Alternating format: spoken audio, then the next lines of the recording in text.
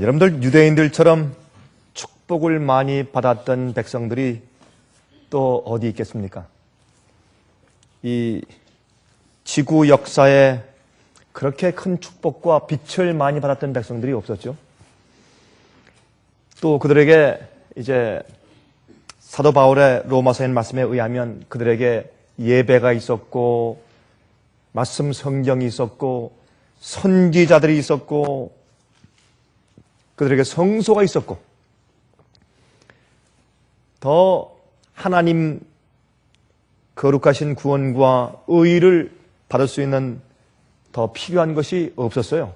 그들은 모든 것을 갖추고 있는 주님의 선택된 백성들이었습니다.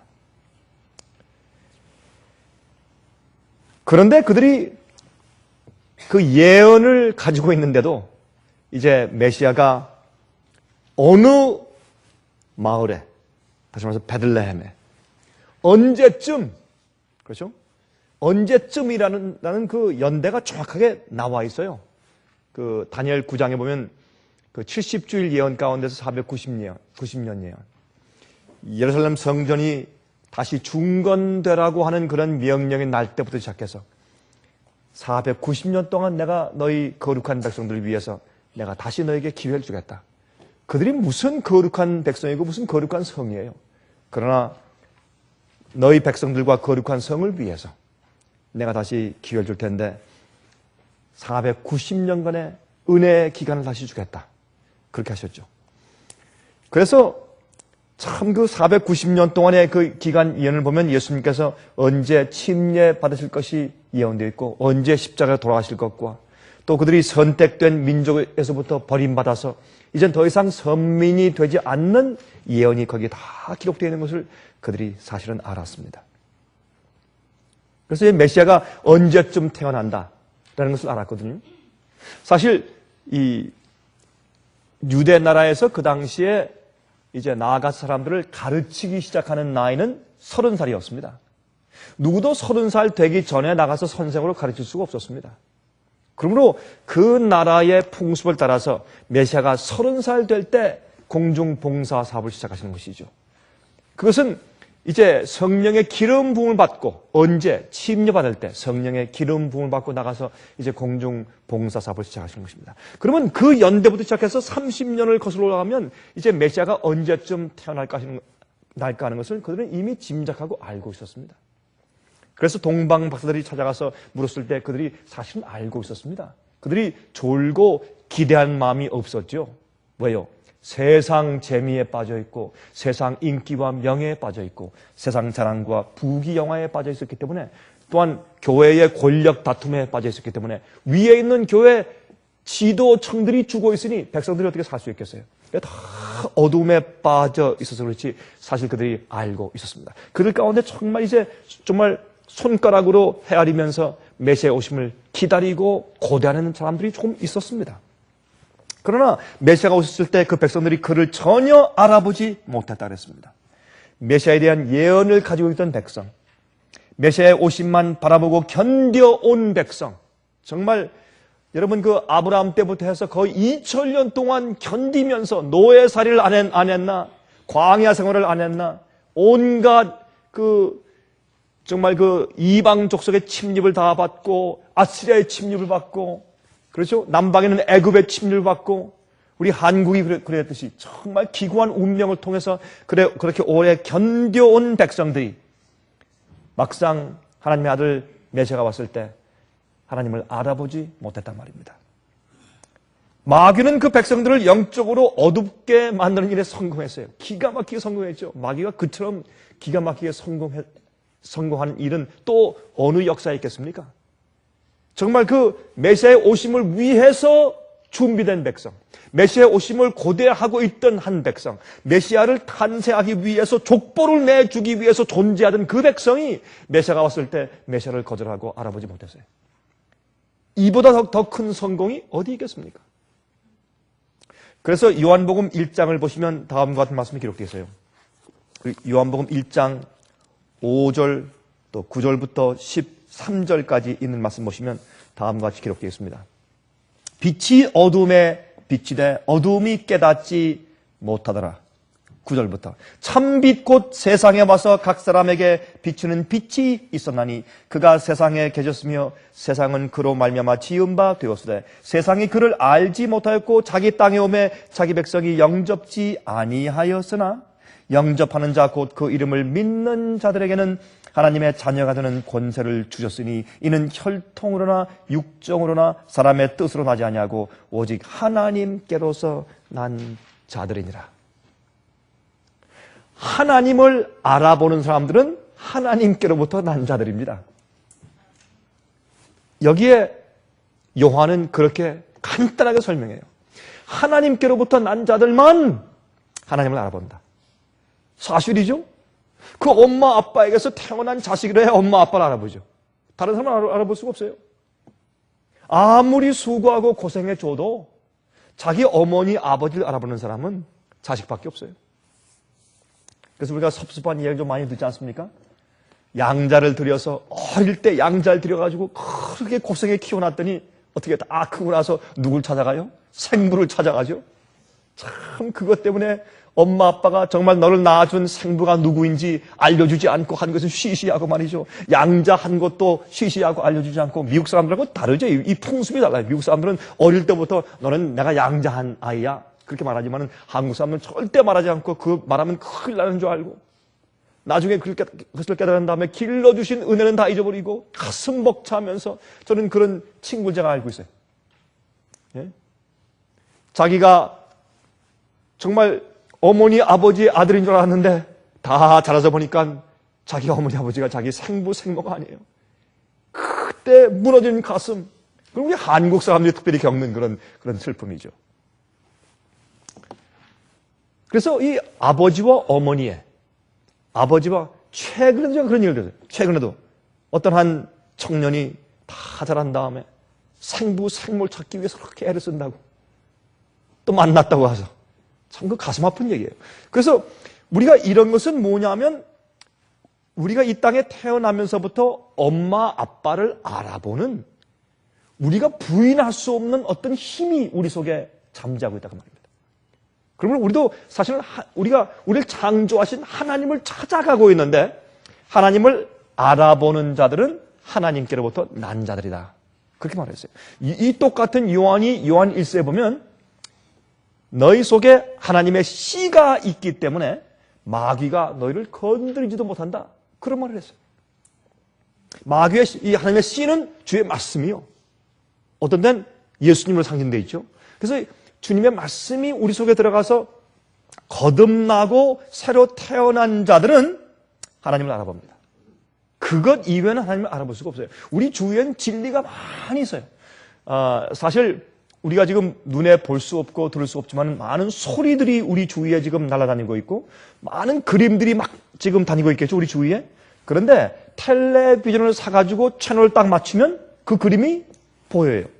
그리고 또 라디오 채널을 틀으면 우리가 듣지 못한 그 음성이 들린다고 말입니다. 그러므로 매개체가 필요해요, 매개체가. 그것은 성령의 은사입니다. 그게 성령의 은혜예요. 볼 수 있는 영적인 안목이 열리는 것입니다. 하나님이 보이는 것입니다. 근데 그게 하나님께로부터 난 자, 여기 보면 거듭난 자, 주님을 영접하는 자는 거듭난 자인데 그거는 우리 인간의 혈통이나 육종으로 되는 것이 아니라 하나님께로부터 나는 것인데 성령으로 거듭난 자는 주님을 알아본다. 근데 그런 경험이 없으니까 전체 유대교회가 하나님을 그 당시에 알아보지 못했단 말입니다. 참으로 기가 막힌 현상인데 그 당시에 있던 그 교회 현상이 오늘날 우리가 살고 있는 이 시대에 고스란히 다시 반복되고 있는데 예수께서 두 번째 재림할 때 이 교회들이 똑같이 마찬가지라 그 말입니다. 그 당시에 유대인들에게 예배가 있었습니까? 예배가 있었습니다. 그들이 경건하게 예배드렸습니까? 경건하게 예배했습니다. 또 그들에게 아주 열심히 있는 선교 활동이 있었습니까? 있었습니다. 여자 선교회가 있었을까요? 있었어요. 남자 선교회가 있었을까요? 있었을 거예요. 교회가 끝난 다음에 친교 시간이 있었을까요? 있었을 것이에요. 열심히 또 사람들을 대접하고 또 환자들과 불쌍한 사람들, 가난한 사람을 도와주는 일이 있었을까요? 있었을 것이에요. 교회의 모든 활동들과 모든 예배와 모든 것들이 지금처럼 그렇게 왕성하게 있었습니다. 그러나 그 속에 어떻게 해요? 성령이 없었습니다. 믿는 자들이 예수님의 오심을 바라보고 상호하는 것이 아니라 세상에서의 성공과 교회 안에서의 축복만을 바라보기 때문에 진실로 회개한 마음이 또한 거룩해진 마음이 있지 않았기 때문에 그들은 진리의 성령의 음성을 알아볼 수가 없었습니다. 알아들을 수가 없었습니다. 지금도 똑같은 것입니다. 지금도 똑같은 것입니다. 여러분들은 우리 마음 가운데 조금이라도 우상이 있으면 하나님이 안 보여요. 여러분 그거 아십니까? 하나님이 안 보입니다. 여러분들이 화면 통해서 보시는 분들 가운데 제가 이런 높은 수준 얘기하면 어떤 사람들 억장이 막히는 분들이 있어요. 제가 이번 주에 한 사람과 전화하는데 그분이 저한테 얘기해요. 목사님 말씀하신 거 다 옳아요. 제가 다 인정했는데 어떤 건요? 좀 억장이 막혀요. 저하고 너무 거리가 먼 것 같고 너무 높아가지고 이거 뭐 어떻게 할지 모르겠어요. 그래서 그렇게 솔직히 말이나 해주면 참 고마워요. 그렇게 말하는 사람이 있어요. 제가 이번 주에 한 분한테 전화 받았는데 그런 얘기를 해요. 솔직하게. 목사님, 그 말은 다 진리고 옳습니다. 성경 말씀인데. 근데 우리는 너무 밑에 있는 것 같아가지고 어떻게 하는 그 걱정만 생깁니다. 사실요, 여러분 마음 가운데 여러분 자식들이 세상에서 출세하고 싶은 욕심이 있잖아요. 하나님이 안 보여요. 그게 주님의 뜻이 아니니까 안 보여요. 우리의 뜻이 주님의 뜻하고 맞아야 그게 뭐예요? 거듭남이거든요. 거듭남은 우리 생각 구조가 바뀌는 것이에요. 그게 안 바뀌는데 어떻게 하나님의 뜻이 보이냐 말이에요. 내 마음 가운데 욕심이 있는데 하나님께서는 우리 자식을 써서 어떻게 해요? 저기 모리아산에 가서 희생제물을 바치라고 하시는데 주의 사업에 어디서 있을지 몰라요. 어디 선교사를 보내실지 아니면 어떻게 겸손하게 무슨 일을 하실지 어떤 종을 삼으실지 무슨 일을 하실지 모르는데 우리는 어떻게 해요? 너는 이 세상에서 먼저 출세한 다음에 그 다음에 보자. 이런 욕심을 가지고 있으니 어떻게 주님이 보여요? 하나님이 여러분 안 보여요. 하나님이 볼 수가 없어요. 그래서 오늘날 교회들에서 하나님을 못 보는 것입니다. 그래서 학교 운영을 잘못하는 것입니다. 그래서 무엇이든지 우리 마음 가운데 우상과 욕심이 탐심이 우리 마음 가운데 있으면 하나님이 보이질 않아요. 이것을 사람들이 이해하지 못해요. 침례 요한이 요단강가에서 예수님께 침례를 베푼 후에 하나님의 음성이 하늘에서 울려 퍼지는 것을 그가 들었습니다. 무슨 음성이요? 이는 내 사랑하는 아들이요 내 기뻐하는 자라 그랬어요. 그러나 그곳에 함께 있던 사람들은 전혀 알아듣지 못했습니다. 침례 요한에겐 들렸는데 다른 사람들은 하늘에서 우레가 울었나 하고 하늘 쳐다본 다음에 아무 관심이 없었습니다. 그렇죠? 비슷한 또 하나의 경험이 있어요. 우리 다 같이 요한복음 12장을 좀 펴서 보세요. 요한복음 12장 27절부터 29절 보세요. 또 아주 비슷한 경험이 여기 또 있어요. 여러분 여기에 그 명절에 예배로 올라온 헬라 사람 몇 명이 와서 우리가 예수를 뵙기 원합니다 그랬죠? 그때 예수께서 아주 기뻐하셨어요. 기뻐하시고 그 다음에 이제 하신 말씀 가운데를 말씀했습니다. 27절부터 29절까지 지금 내 마음이 민망하니 무슨 말을 하리요? 아버지여 나를 구원하여 이때를 면하게 하여 주옵소서. 그러나 내가 이를 위하여 이때에 왔나이다. 아버지여 아버지의 이름을 영광스럽게 하옵소서 하시니 이에 하늘에서 소리가 나서 가로되 내가 이미 영광스럽게 하였고 또 다시 영광스럽게 하리라 하신대 곁에 서서 들은 무리는 우레가 울었다고도 하며 또 어떤 이들은 천사가 저에게 말하였다고도 하니. 그렇죠? 이때 예수님께서 하나님 아버지께서 말씀하시는데 듣는 자들이 별로 없어요. 근데 이 말을 누가 알아들었어요? 사도 요한이 알아들었어요. 그때 깜짝 놀라서 그 말씀 알아듣고 그래서 이 말씀은 요한복음에만 기록되어 있어요. 자기가 들었으니까. 그래서 그 말씀을 요한복음 12장에 기록해 두었어요. 그때 주위에 있는 사람들은 예수님께서 침례 받으실 때 음성을 들으신 것처럼 그 음성을 들을 때 이 요한복음 12장에도 사람들이 무슨 하늘에서 우레가 울었나? 그렇게 이해하지 못했어요. 이 하나님의 음성이 지금도 우리 주위에 항상 맴돌고 있지만 듣는 자들은 따로 있고 주님의 임재와 성령이 항상 우리 주위에 충만한데 보고 알아보는 자들이 따로 있는 것입니다. 우리 마음 가운데 하나님의 뜻대로 거듭나지 못하면 들리지가 않아요. 알아들을 수가 없어요. 항상 자랑하기 좋아하는 사람들은 절대 들을 수가 없어요. 그렇죠? 항상 이제 남들과 비교하는 사람들, 하나님을 알아볼 수가 없어요. 그렇죠? 항상 자존심이 상해서 아주 마음 상해하는 사람들, 하나님을 볼 수가 없어요. 그건 안 보이는 겁니다. 음성을 성령께서 항상 우리 주위를 맴돌고 있어도 들리지가 않아요. 그러니까 항상 어떻게 5년 믿고 10년 믿고 20년 믿었는데 항상 제자리가 왔다 조금 나갔다 두 발자국 나갔다가 한 발자국 나갔다 두 발자국 뒤로. 그러면 어디예요? 제자리예요. 자꾸 움직이는 것 같은데 세 발자국 갔다가 한 발자국 뒤로 물러가고 두 발자국 갔다가 다섯 발자국 뒤로 가. 그럼 어디예요? 제자리 걸음이에요. 항상 그래. 죄송합니다. 어떤 때 가만히 어떤 사람들이 살펴보면 말이죠. 굉장히 열심히 이렇게 막 해. 그러면 제 마음 가운데 참 감사다. 근데 조금 좀 기다려봐야 되겠다. 저는 하도 많이 속아가지고 이제 그런 생각이 들어요. 쉽게 믿어지지 않아요. 이게 불신이 이게 안 좋은 건데 열심히 생각하면 조금 더 두고 보자. 그러면 한 1년 후에 조금 더 뒤로 물러가야 그럼 이제 조금 있으면 또 이제 밀물 썰물처럼 좀 또 앞으로 가겠지. 조금 기다리면 또 앞으로 가 또. 나중에 이제 조금 있으면 또 뒤로 물러가겠지. 또 이제 뒤로 물러가요. 그런 모습을 얼마나 많이 보는지 모르겠어요. 하나님이 있어도 하나님을 알아보지 못하는 자, 특별히 젊은 사람들. 전요 젊은 사람들 패기 있게 설교 잘하고 열심히 있고.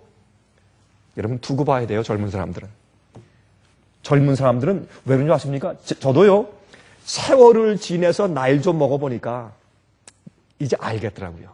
철난다고 하는 것이 무엇인지. 저는요 20대 때 전 철이 안 났어요.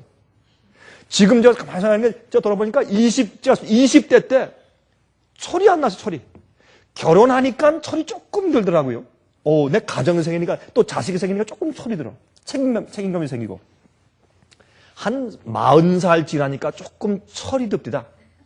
저는 여러분 모르겠어요. 어떤 사람들은 좀 똑똑해가지고 무슨 한 20대 철 드는 사람들이 있을지 모르겠는데 저는 한 40대 가니까 조금 철이 들더라고요. 그 다음부터 조금 생각이 좀 생기고 좀 깊이가 생기고 말씀을 읽어도 그때 좀 의미가 이해되고 그렇게 되더라고요.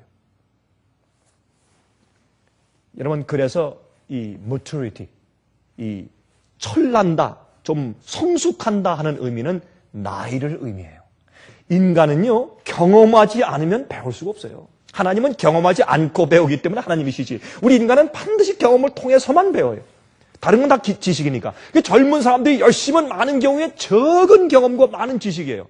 근데 그 많은 지식이 많은 경험과 같이 쌓여져야 그때 어떻게 뭐가 생겨요? 그때 파워가 생기는 것이에요. 생애의 파워가 생기고 말씀의 파워가 생기고 그때가 자기가 아는 진리가 생기고 그때 하나님을 보게 되는 것이에요. 젊은 사람들은 그래서 뭐가 필요해요? 경험과 훈련이 필요해요. 훈련이 필요해요. 여러분, 메시아를 알아보지 못하는 그 시대에도 그러나 하나님을 알아보는 사람들이 있었습니다. 메시아를 사모하는 사람들이 있었어요. 여러분, 침례 요한이 말이죠. 예수님을 가리키면서 어떻게 했어요? 보라, 세상 죄를 지고 가는 하나님의 어린 양이로다. 그 말씀을 언제 했어요? 예수님께서 침례 받으신 다음에 하나님 아버지께서 이는 내 사랑하는 아들이요 내 기뻐하는 자라 말씀하신 다음에 예수께서 그 이후로 이제 광야에 가서 40일 동안 이제 시험 당하시고 마귀에게 시험 받으시고 성령에 충만하시고 돌아오실 때 예수님께서 초췌하시고 40일 동안 금식했으니까 얼마나 말라가지고 초췌한 모습으로 예수님께서 침례 요한이 전도하는 그 장소 저쪽에서 걸어가시는 것을 볼 때 갑자기 설교하다가 멈추고 나서 침례 요한이 가리키면서 보라 세상 죄를 지고 가는 하나님의 어린 양이로다. 그때요 바리새인들과 제사장들이 얼마나 놀랬겠어요. 도대체 이 안에 우리 많은 군중 가운데 그때 모르겠어요. 500명, 1000명 뭐였는지 모르겠어요. 많은 군중 가운데 지금 여기 누가 있으니까 아무리 둘러봐도 메시아가 안 보이는 겁니다. 그냥 그들이 둘러봐도 안 보이는 겁니다. 저 사람은 왜 갑자기 그런 얘기를 했을까? 그 사람들이 그저 조용해졌죠. 그때 한 번 했습니다. 사람들이 어떻게 해요? 이렇게 예수님을 보았을 때 혹시 저 사람인가 봤을 때 너무나 초라하고 너무나 겸손하고 얼굴이 너무 꽉 말라있고 도대체 인간적으로 볼 때 풍채가 없고 이건 뭐 도무지 저 사람이 메시아야? 그럴 수가 없어요. 그렇기 때문에 몰라본 것입니다. 몰라본 것입니다. 왜요? 오늘날 왜 교회에서 진실되게 믿는 사람들도 왜 자식을 잘 키워보려고 좋은 교육시켜서 남들한테 인정받는 자식 키우려고 막 애를 쓴 줄 아세요?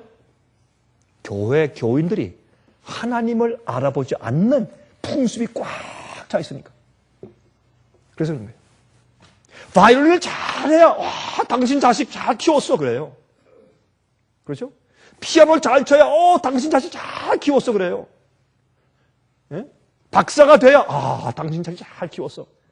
그런 사상이 교회 안에도 팽배하기 때문에 이게 옛날 유대 사회의 그 관습이에요.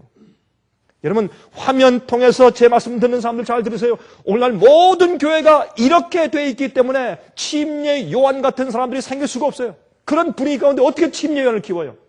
먼저 남들에게 떳떳한 자식을 먼저 키우는 욕심 먼저 있어야 되는데 어떻게 침례 요한을 어떻게 키우고 있어요? 어떻게 광야로 자기 자신을 교육시키려 보내겠어요? 안 돼요. 세속적인데. 그래서 하나님이 안 보이는 것이에요. 그래서 예수님의 재림이 지체가 되는 것이에요. 사실은 우리 때문에, 우리의 잘못된 사고방식 때문에. 이럴 때 그 백성들을 깨우기 위해서 일어난 자가 누구냐면 침례 요한이에요. 침례 요한. 침례 요한은 그 당시에 풍습을 깨뜨리고 그 당시에 모든 교회 분위기를 완전히 칼로 잘라버리는 그런 용감한 일을 했어요. 그러다 목자로 죽임당했죠. 저는요 정말 침례 요한 같은 자식을 한번 낳아서 키워보는 특권이 있다면 저는 자식 100명과 바꾸지 않겠습니다. 얼마나 영광스러운 일이에요. 예? 얼마나 영광스러운 일이에요. 그런 자가 우리 자식 가운데 생길 수 있다면 와, 참 기가 막힌 일 아니에요. 예? 근데 그런 자식은 그 당시에는 죽일 사람이요. 안 그래요? 그 당시엔 죽일 사람이지 저거는. 저거는 저 병신이지. 공부도 못한 자지. 그래요 안 그래요? 이 상황식 우리 뜯어 고쳐야 돼. 어떤데 우리 생각을. 그러므로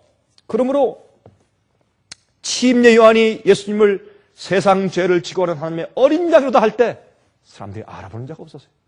그때 누구 한 얘기야? 이렇게 쳐다볼 때 그때 그 무리 가운데 누가 있었을까요? 요한, 빌립, 안드레, 베드로, 야고보, 또 특히 누구? 나다나엘 이런 자들도 거기 있어서요. 그들도 돌아봐도 혹시 어떻게 해요? 나다나엘 같은 사람들은 어떻게 했을까요? 저 사람 누가 하는 얘기야? 그럴 리가 없지. 이렇게 했을 것이에요. 자, 요한복음 1장 29절부터 읽겠습니다. 이제. 요한복음 1장 29절부터 있는 말씀. 29절부터 34절까지 있는 말씀을 좀 보십시다. 이렇게 말씀되어 있어요. 이튿날 요한이 예수께서 자기에게 나아오심을 보고 가로되 보라 세상 죄를 지고 가는 하나님의 어린 양이로다. 이게 이튿날 이 사도 요한은 이 말씀을 기록할 때 이 역사적인 그 시리즈로 잘 기록해 놓았어요. 그런데 여기 보면 이튿날이 무슨 사건의 이튿날이에요.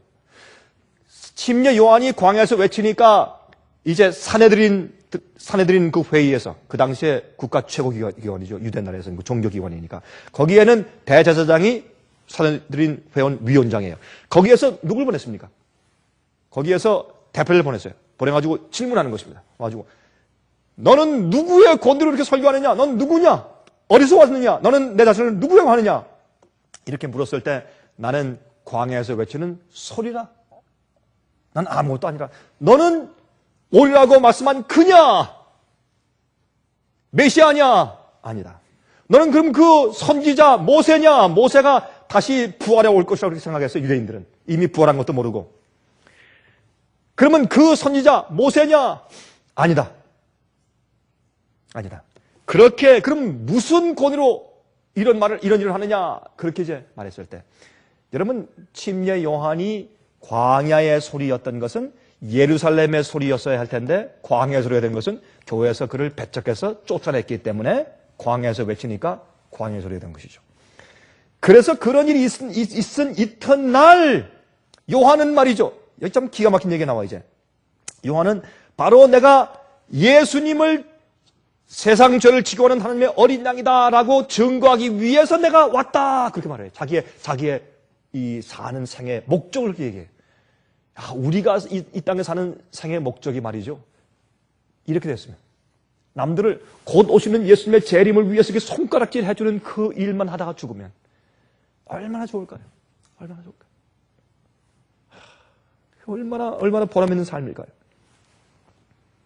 이튿날 요한이 예수께서 자기에게 나오심을 보고 가로되 보라 세상 죄를 지고 가는 하나님의 어린 양이로다. 내가 전에 말하기를 내 뒤에 오는 사람이 있는데 나보다 앞선 것은 그가 나보다 먼저 계심이라 한 것이 이 사람을 가리킴이라. 나도 그를 알지 못하였으나 내가 와서 물로 침례를 주는 것은 그를 이스라엘에게 나타내려 함이라 하니라. 이것은 자기의 사명이에요. 내가 그를 이스라엘에게 나타내기 위해서 내가 존재하는 것이다. 그게 자기 사명이에요.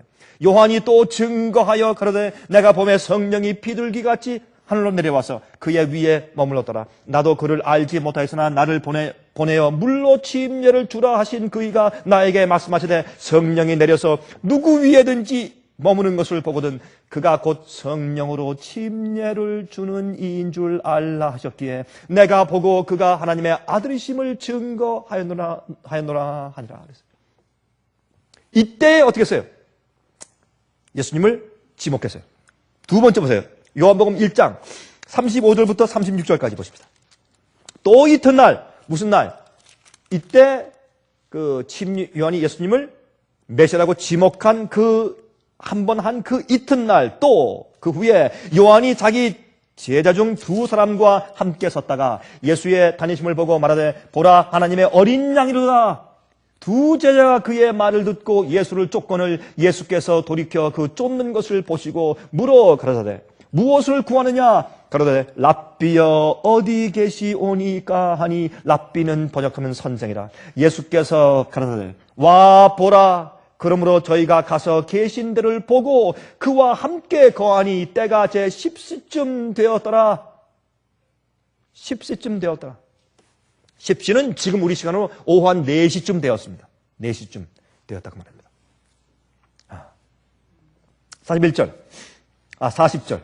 요한의 말을 듣고 예수를 쫓는 두 사람 중에 하나는 시몬 베드로의 형제 안드레라. 자, 그러면 침례 요한 옆에 침례 요한의 제자였던 두 사람이 있었는데 하나는 안드레고 또 한 사람은 누구란 말입니까? 예?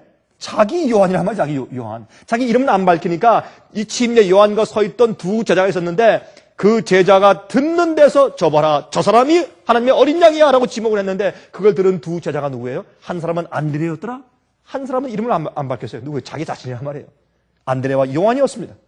그럴 때 11절 그가 먼저 자기의 형제 시몬을 찾아 말하되 우리가 메시아를 만났다 하고 메시아는 번역하면 그리스도라. 데리고 예수께로 오니 예수께서 보시고 말씀하시되 내가 요한의 아들 시몬이니 장차 게바라 하리라 하시니라. 게바는 번역하면 베드로라.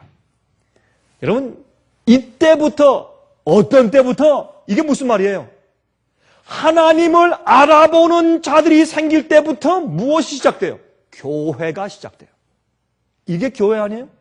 예수님을 믿고 무엇으로 믿고 구세주와 하나님의 아들이심을 믿고 두세 사람이 모여서 성령께서 그들 가운데 거하시는 것이 뭐예요? 교회요. 하나님을 알아보는 자들이 모인 곳이 뭐예요? 교회예요. 이게 교회 시작이요. 그렇죠? 예수님께서 그들을 알았어요. 안드레가 어떻게 해요? 쫓아가서 베드로한테 형님 만났습니다. 찾았습니다. 뭘 찾아? 메시아요. 그래? 베드로는요. 메시아를 기다리는 사람이에요. 고대하는 사람이요. 간절한 마음이 있는 사람이요. 그러니까 묻지도 않고 그냥 뛰어왔을 것이에요. 그때 오는 모습 보고 예수님께서 베드로가 오신 모습 보고 그의 시작부터 그의 죽을 때까지 한 번 다 보셨습니다. 다 아시고 말씀하시기를 너의 이름은 지금 게바지 게바. 게바는 아람어예요. 아람어를 헬라말로 번역하면 베드로예요. 그것은 페트로스. 반석이 아니고 뭐예요? 조약돌, 돌들이면 작은 돌들. 산 돌들을 쌓아가지고 뭘 만듭니까? 성전을 만들어요.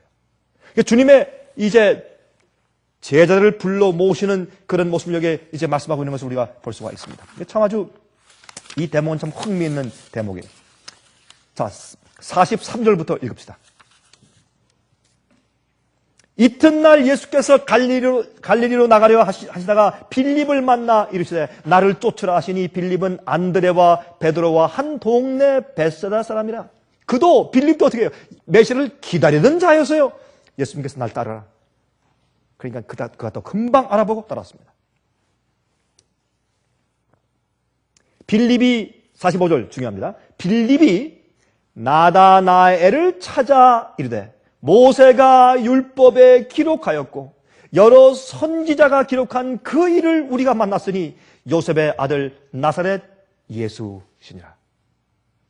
아, 그 사람? 그럼 침례 요한이 가르칠 때 우리가 한번 봤잖아. 그럴 수가 있어. 또 특별히 뭐예요? 나사렛에. 이걸 보세요. 뭐라 그랬습니까, 이게? 예? 이게. 나다나엘이 가로되 나사렛에서 무슨 선한 것이 날 수 있느냐? 빌립이 가로되 와 보라 하니라. 이때 빌립이 어떻게 했어요? 논쟁했어요? 안 했어요. 어떻게 해요? 와서 보면 될 거 아니야. 와서 보면 될 거 아니야. 우리가요, 여러분과 제가 와 보면 돼. 그렇게 할 수 있으면 복음 사업 내일 끝나죠. 그렇죠? 너희들 이렇게 할 때 아이 그러지 말고 와서 봐. 그 한마디만 하고 끝날 수 있으면 예수님 금방 오시죠. 이것이 항상 관건에 걸리는 것이었습니다. 예수님은 이 땅에 계실 때 전도하시는 것이 그것이었습니다. 와서 봐라. 침례 요한이 옥에 갇혀서 주여! 여러분 침례 요한은 예수님과 사촌입니다. 그러면서 어떻게 했어요? 육춘이지 육춘. 육춘, 예수님과 육춘 형제인데, 그 예수님께서 자기를 돌보시지 않자 낙심해가지고 감옥 속에서 침례 요한이 주여, 당신이 그분입니까? 아니면 내가 다른 사람을 기다려야 합니까? 할 때 뭐라 그랬어요? 그 그 종에게, 그 제자에게 내가 보고 들은 것을 가서 말해주어라. 그게 예수님이셨습니다. 그래서 사실 가장 큰 전도는 그것이죠. 우리가 다른 사람들을 우리 집에 데리고 와서 우리와 한 달만 같이 좀 삽시다. 그렇게 할 수 있다면 그게 참 전도가 될 수 있겠죠. 여러분 가운데, 여러분 이제 가족들 가운데서 그렇게 하기에 자신 있는 가족이 몇 분 되십니까? 저도 좀 생각을 좀 해봐야 되겠어요. 그렇죠? 이건 정말 쉽지 않은 일이고 어려운 일입니다. 참 어려운 일인데, 참 저도 이것을 위해서 많이 기도합니다. 사람들에게 와서 우리 한 달만 같이 삽시다.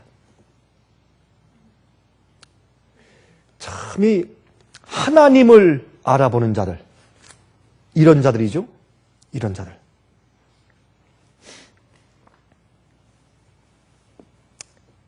예수님께서 말이죠. 너무 초라하고 평범했기 때문에 랍비 학교도 다니지 않았죠. 학위도 없죠. 인간적인 좋은 풍토도 없죠. 알아줄 만한 것들이 없죠. 그래서 그냥 지나쳐 버린 것입니다. 예수님께서 베들레헴에 탄생하신 이유가 있죠. 말구예요. 왜? 좀 더 좋은 집에 탄생하시면 안 돼요? 누가 뭐라고 했어요? 예수님께서 부잣집 아들로 태어난다고 누가 뭐라고 했어요? 당연하지. 근데 말구위에 마구간에 소먹이통에 말구위에. 근데 그건 요새 말이죠. 요새는 그게 아름다운 것이 되었어요. 멋있는 것이 되었어요. 크리스마스 카드에 항상 그걸 이렇게 그려놓으니까 참 멋있고 아주 낭만적인 그런 것이 되었지만 얼마나 기가 막힌 현실입니까? 그렇게 하신 것은 진리를 눈에 보이는 초라함으로 싸신 것이죠. 거기가 진리가 있어요. 이 세상에 인기 있고 사람들이 자랑하고 떠버리고 크고 이런 데는 진리가 없어요. 하나님께서 그렇게 역사하시는 분이 아니니까 한 번도 성경 역사에 그렇게 역사하신 적이 없어요. 초라하게 보이고 아무것도 아닌 것처럼 보이는 그러한 거치장으로 진리를 꽁꽁 쌓아두신 것을 우리가 성경에서 볼 수가 있는 것입니다. 그러므로 여기 보면 침례 요한이 예수님을 하나님의 어린 양이라고 말했을 때 그때부터 예수님의 제자들이 조금씩 생기기 시작하는데 언제 생겨요? 보시면 진리를 곧바로 전할 때, 성경 말씀을 있는 그대로 얘기할 때, 아무리 남들이 볼 때 말이 안 되는 것처럼 들려도 침례요한은 성령의 감동으로 저 사람이 메시아라, 야, 라고 지목했을 때, 성경 있는 말씀을 그대로 적용시켰을 때 무엇이 생겨요? 하나님을 알아보는 자들이 생기고, 그때 알곡이 나타나고 교회가 생기기 시작하는 것을 볼 수 있었어요. 또 어떻게 해요? 예언을 올바로 해석해 줄 때에 성경에 있는 그 예언이 성취될 시기가 왔어. 이때다 봐라 모르겠어 라고 성경 예언을 정확하게 해 주었을 때에 교회가 생겨요.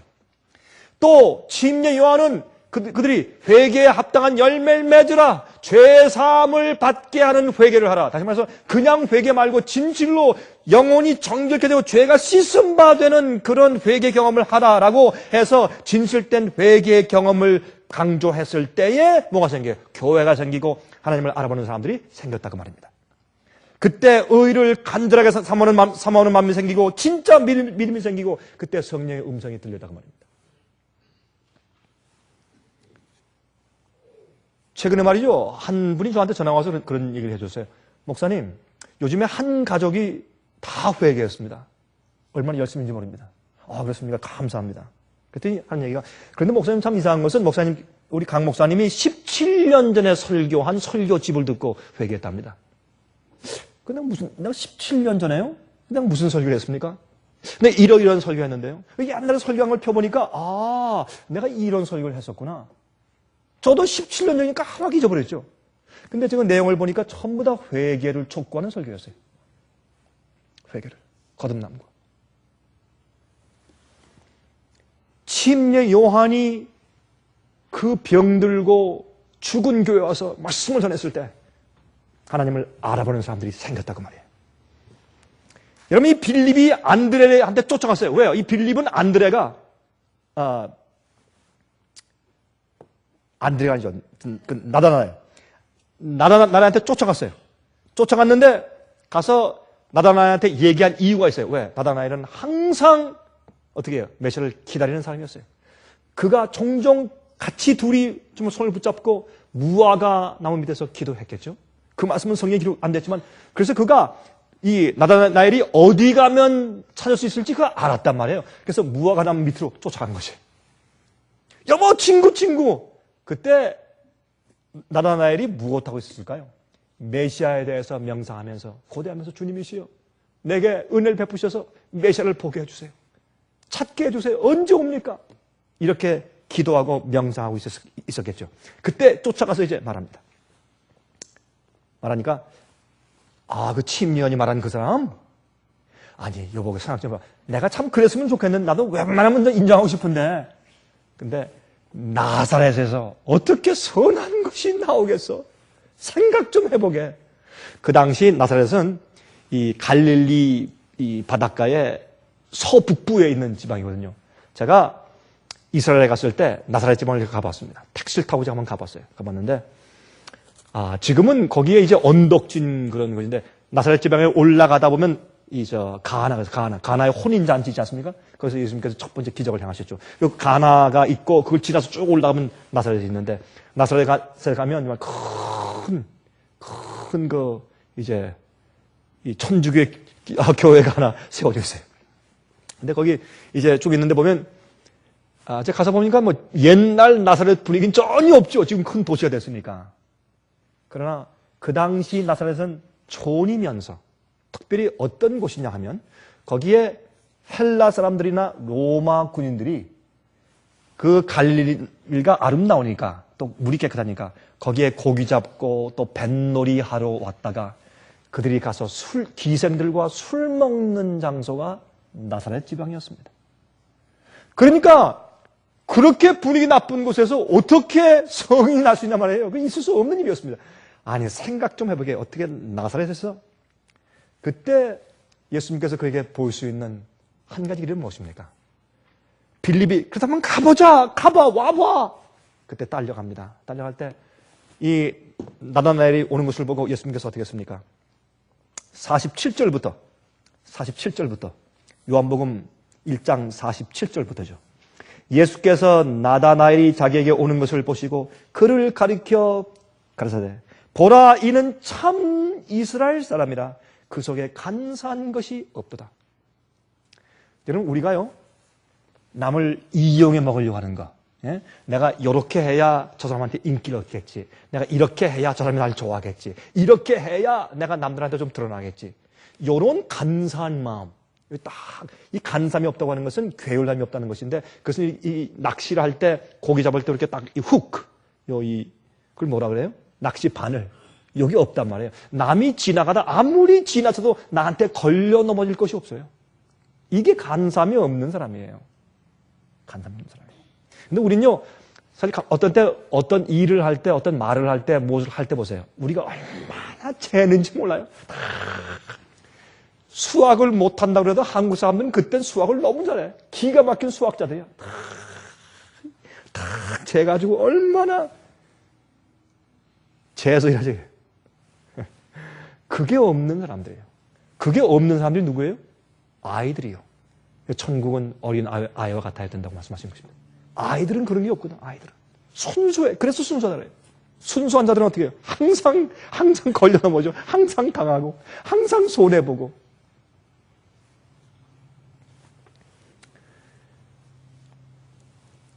그러니까 이 나단에 오다가 아니 랍비요, 저를 어떻게 아십니까? 저 어떻게 알길래 저한테 그렇게 말씀하십니까? 저 언제 보셨다고? 그때 이렇게 말씀하십니다.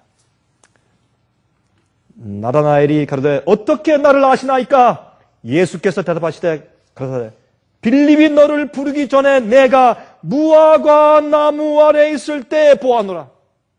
빌립이 널 찾아서 달려왔을 때 너는 그때 무화과 나무 밑에서 기도하고 있었지. 그때 내가 널 보았어.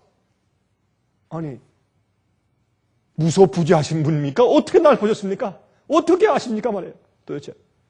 깜짝 놀랐습니다. 그것만 보고 어떻게 했어요? 49절. 나다나엘이 대답하되 랍비여, 당신은 하나님의 아들이시요 당신은 이스라엘의 임금이로소이다. 예수께서 대답하여 말씀하시되 내가 너를 무화과 나무 아래서 보았다 함으로 믿느냐? 이보다 더 큰 일을 보리라.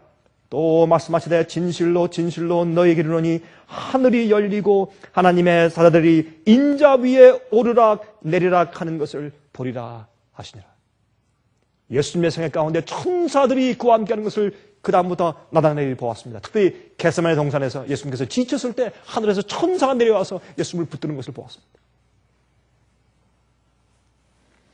그러므로 하나님을 알아보는 자들은 누구냐 하면 영적으로 하나만 딱 알려주면 탁 마음이 탁 트이는 사람들이에요. 오늘날에는 어떻게 가르쳐요? 많은 교회에서. 안 그런 교회도 있어요. 그러나 대부분이 어떻게 가르쳐요? 예수 믿으면 어떻게 해요? 출세합니다. 복 받습니다. 성공합니다. 그렇죠? 저주 안 받습니다. 심판 안 받습니다. 이거 아니에요? 육신적인 필요에 대한 충족이요. 제가요, 어제 인터넷에 보니까 한국신문에 이런 기사 나왔어요. 그 신문 기자가 참 똑똑한 사람이에요. 신문 기자를 썼어요. 미국에서 가장 유명하고 가장 인기 있는 목사, 오스틴. 그렇죠? 오스틴 목사, 조엘 오스틴 목사. 그 목사에서 말하면서, 그런데 이렇게 가장 인기 있는 교회의 목사가 왜 설교할 때 하나님 얘기는 거의 하지 않는지 모르겠습니다. 그렇게 썼어요. 기사에. 참 놀라운 일 아니에요? 왜 인기가 있어요?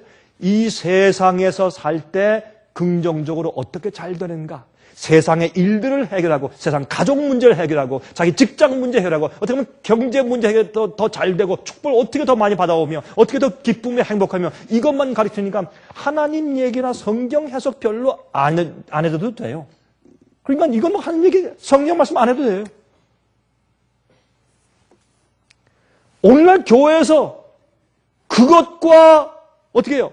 하나님을 알고 하나님을 알아보는 일과 그런 것과 이게 접속시켜 놓으니까 영적으로 다 눈물어 있어요. 그러나 예수님께서 어떻게 했어요? 나다나엘아, 내가 메시아를 기다리고 내가 말씀을 공부하면서 성령께 강구하면서 내가 기도하고 있던 것을 내가 보았다. 그건 뭐냐면 우리가 영적으로 갈급하고 영적으로 갈등하는 그 문제를 딱 짚으면서 하나님께서 우리에게 다가오시는 것이에요. 그때 우리가 눈을 반짝 뜨고 아 그렇습니다. 진실로 하나님이십니다. 그래서 우리가 말씀을 전할 때 알곡들만 반응해요. 성경 말씀을 있는 그대로 정확하게 주면 알곡들만 딱 반응해요. 왜? 그것이 자기가 찾던 것이거든. 그 나라와 그 의를 먼저 구하라. 그걸 찾던 거였거든요. 굶주림이 거기 있으니까 그걸 딱 받아 먹어요. 그게 알곡이에요. 그래서 알곡을 모으기 위해서 알곡이 알아보고 들을 수 있는 양식을 딱 던져줘야 돼요. 그 미끼를 던져야 알곡이 와요. 근데 어떻게 해요? 쭉정이를 모으는 미끼를 잔뜩 던지니 교회는 사람들로 넘쳐나지만 그게 다 뭐예요? 앞으로 우리를 핍박해 죽일 자들이에요. 쉽게 얘기하면. 그런 형편 가운데 처하게 되는 것입니다. 이런 얘기를 들으면 화면 가운데 듣는 분들, 어떤 분들은 상당히 좀 놀라실 거죠. 어떻게 교회에 많은 교인들 모아놓고 앞으로 우리를 핍박할 자들을 모으는가. 사실 그래요. 진정으로 거듭나지 못한 자들은 앞으로 우리 다 핍박할 사람들인 것을 아는 것입니다. 그러므로 나다나엘이 그 당시에 랍비들과 그 당시에 교회의 학자들을 신뢰했더라면 그는 결코 예수를 발견할 수가 없었을 것입니다. 그가 제자가 된 것은 스스로 자기가 보고 말씀을 읽고 판단함에 의해서였어요. 오늘날 선입견을 가지고 편견을 가지고 진리로부터 물러서는 많은 사람들의 경우도 그러합니다. 만일 그들이 와서 보면 그 결과는 얼마나 많이 달라졌을지 몰라요. 인간적인 권위를 신뢰하는 한 아무도 진리에 구원하는 지식을 얻지 못할 것입니다. 아니 우리 목사님은 그렇게 말씀하지 않던데요. 이렇게 하는 자들은 성경 말씀의 진리를 그 구원의 지식을 얻지 못할 것입니다. 우리는 그래서 나다나엘처럼 주의 말씀을 스스로 연구하고 성령의 깨우쳐 주심을 위해서 매일 기도하고 무화과 나무 밑에 있어야 합니다. 무화과 나무 밑에 있는 자가 어떻게 해요? 예수를 만났어요. 하나님을 알아봤어요. 그렇죠? 지금의 무화과 나무는 무엇이? 이건 상징적인 얘기지만 여러분 하나님께서 우리에게 항상 상징으로 말씀하세요. 전부 우리가 말씀하는 성경 말씀 많은 것이 상징이에요. 그러면 현대 무화과 나무가 어딜까요? 우리가 무릎 꿇는 곳이요. 우리 영적으로 갈등하는 것이요. 우리가 찾고 애쓰는 것이요. 우리가 굶주린 것이요. 그곳에 우리가 있을 때 하나님을 만나서 알아볼 수가 있는 것입니다. 하늘에서 내려온 천사들은 항상 우리 주위에서 겸손하게 하늘의 지도를 구하는 자들 가까이에 있습니다. 여러분 그래서 예수 그리스도의 교회의 기초는 요한, 안드레, 시몬 베드로 그리고 빌립과 나다나엘을 부르심으로 시작되었습니다. 하나님을 알아본 자들로부터 교회가 시작되었어요. 예수님의 재림이 가까운 지금도 하나님을 알아보는 자들이 생기고 있어요. 이곳저곳에 주님을 정말 알아보고 진리 알아보는 사람들이 생기고 있어요. 참되게 회개하고 거듭난 자들, 그리고 현 시대에 외면당하고 있는 성경의 진리를 깨닫고 받아들이는 사람들, 마음의 우상과 인간적인 욕심이 없는 사람들, 깨끗한 심령이 있는 사람들, 그런 백성들이 하나님을 알아봐요. 교회에 와서 앉아있다고 하나님을 보는 것이 아닙니다. 우리 마음이 나도 모르게 타락할 수가 있어요. 나도 모르게 진리를 모를 수가 있어요. 이것은 예수님의 초림 시에 일어났던 일이기 때문에 지금 예수님의 재림 시도 그 역사는 반복되고 있다 그 말입니다. 자, 이러한 입장에서 우리가요, 제가 말씀드렸지만 이렇게 말할 수 있다면 와서 봐. 좀 와서 보십시오. 한 며칠만 저희 집에 와서 보시죠. 이렇게 할 수 있다면 우리의 파워가 어떠하겠습니까? 교회의 파워가 어떠하겠습니까? 정말 예수님을 알아보는 자들 되시기를 간절히 바랍니다. 하늘이신 아버지시여, 우리의 영적 눈을 뜨게 하시고 우리도 영적으로 무화과 나무 밑에 무릎 꿇고 기도하는 자가 되게 하시고 말씀을 이해하고 하나님 뵙기를 우리의 음식 먹는 것보다 더 사모하는 백성들로 삼아주시옵소서. 예수 그리스도 이름으로 간절하게 기도합니다. 아멘. 은혜 많이 받으셨습니까? 지금까지 들으신 이 생예빛 예배설교는 간절한 마음으로 진리를 찾는 분들과 정직한 양심으로 말씀을 받아들이고 언제나 진실이 무엇인지를 생각하는 그리스도인들을 위한 말씀입니다. 주변 가족들이나 친지들 중에 말씀을 사모하고 순결한 신앙을 갖기 소원하는 분들이 계시면 생애의 빛 예배설교 테이프를 소개해 주시기 바랍니다. 매주 원하시는 분들의 가정으로 직접 배달되는 생애의 빛 예배설교는 개인의 신앙 부흥이나 소규모 그룹 예배를 위하여 비디오와 오디오 테이프, DVD, CD로 제작되었습니다. 생애의 빛 예배설교 테이프를 원하시는 분들은 1-877-704-1004번으로 전화하여 주시기 바랍니다. 생애의 빛은 각종 미디어, 즉 출판물, 텔레비전, 비디오, 오디오 카세트 테이프, DVD, CD, 그리고 웹사이트를 통하여 복음을 전하는 미디어 선교 기관입니다. 생애의 빛에서 이루어지는 선교 사업을 크게 5가지로 나누어 소개하면 다음과 같습니다. 첫째로 생애의 빛은 가정과 건강과 참된 신앙을 소개하는 월간지 살아남는 이들을 매달 발간하고 있습니다. 가정과 건강 문제뿐만 아니라 참된 신앙과 성경에 나타나 있는 중요한 진리들에 대하여 매달 깊이 있게 다루는 최고의 신앙지입니다. 둘째로 생애의 빛은 미국의 주요 도시에서 텔레비전 선교 방송을 하고 있습니다. 많은 분들은 생애의 빛 선교 방송을 통하여 복음을 발견하고 새로운 생애를 살아가고 있습니다. 셋째로 생애의 빛에서는 우편 통신을 통하여 평신도들의 성경 연구를 도와드리는 성경통신학교를 운영하고 있습니다. 성경에 나타나 있는 중요한 문제들에 대하여 체계 있게 공부하기를 원하시는 분들은 성경 연구 단기 코스와 계시록을 통한 성경 교리 연구, 또한 요한계시록 연구 과목을 신청하시기 바랍니다. 교재 및 모든 비용이 무료인 생애의 빛 성경 연구 과정을 통하여 복음과 예언 문제를 가장 쉽고 체계 있게 공부하시기 바랍니다. 넷째로 생애의 빛은 예언 연구를 위하여 특별하게 제작된 비디오 시리즈를 나누어 드리고 있습니다. 성경 구약과 신약의 대표적 예언서인 다니엘서와 요한계시록을 처음부터 마지막까지 자세하게 해설해 드리는 예언 연구 비디오 시리즈를 통하여 많은 분들이 성경과 미래에 대한 새로운 시야를 가지고 살아가게 되었습니다. 마지막 시대의 복음과 비밀이 담겨져 있는 다니엘과 요한계시록 비디오 시리즈를 신청하셔서 새로운 영적 부흥을 체험하시기 바랍니다. 다섯째로 생애의 빛은 강병국 목사님의 예배 설교가 담겨져 있는 비디오와 오디오 테이프, DVD나 CD를 원하는 모든 그리스도인들에게 나누어 드리고 있습니다. 매주 생애의 빛 예배 설교 테이프를 받기 원하시는 분들은 생애의 빛으로 연락하여 신청하여 주시기 바랍니다. 끝으로 생애의 빛 선교 사업에 대해서 좀 더 자세하게 알기 원하시는 분들은 웹사이트 www.sostv.net를 방문하시기 바랍니다. 생애의 빛 웹사이트에는 지금까지 나온 모든 월간지와 비디오 테이프과 텔레비전 방송물들을 누구나 무료로 보실 수 있도록 준비되어 있습니다. 지금까지 소개해드린 생애의 빛 선교 교재들 중에서 원하시는 책자나 테이프 있으시면 무료 전화 1-877-704-1004번으로 신청하여 주시기 바랍니다. 미국 동부 시간으로 월요일부터 금요일까지 9시에서 5시 사이에 전화해 주시기 바랍니다. 그럼 다음 시간까지 안녕히 계십시오.